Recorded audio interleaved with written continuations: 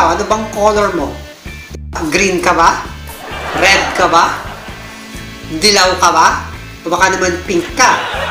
Di ba? Dapat hindi tayo kakampi sa sino mang politiko o partido. Di ba? Dapat kampi tayo sa bansa natin, sa kapwa Pilipino. Doon tayo dapat maging solid.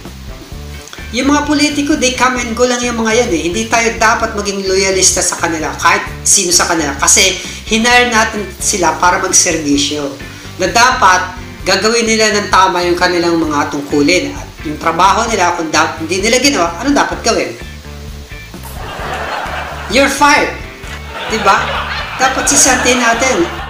Hindi porkit may naipagawang kalsada sa barangay nyo, ay, super believe na kayo agad sa politiko at kahit anong marinig yung mga anomalyang akusasyon laban sa kanya, abay bulag na kayo sa anumang criticism.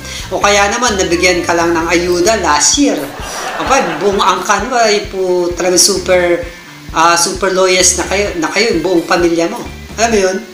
Diba? Yung tipong nakatanggap lang kayo ng kaunti ay talagang diehard and loyalist fans na, solid na agad kayo. Yung ayuda na natanggap nyo, anumang proyekto sa lugar nyo, ay bare minimum lang. Kakapiranggot lang yun na serbisyo lang yan. Dapat talaga nalang ginagawa yan kasi base standard lang yun ng service eh. Dapat itaas natin yung standard natin. Diba? Huwag tayong pumalakpak dahil ginawa nila yung bare minimum na trabaho nila. Diba? Dapat mas mag-demand tayo ng mas mataas na standard.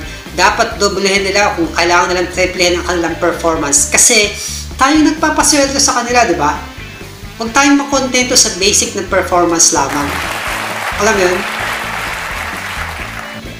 So hindi nyo dapat iniidolo o dinodyos pa nga ng iba yung mga politiko eh.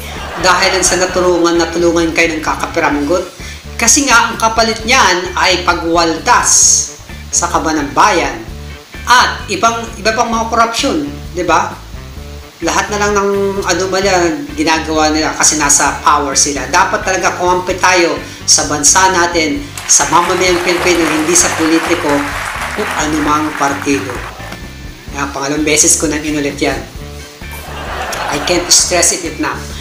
Alam mo yun?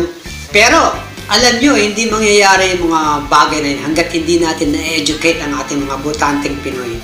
Hanggat hindi tayo nag-i-invest sa edukasyon mula pagkabata pa lang.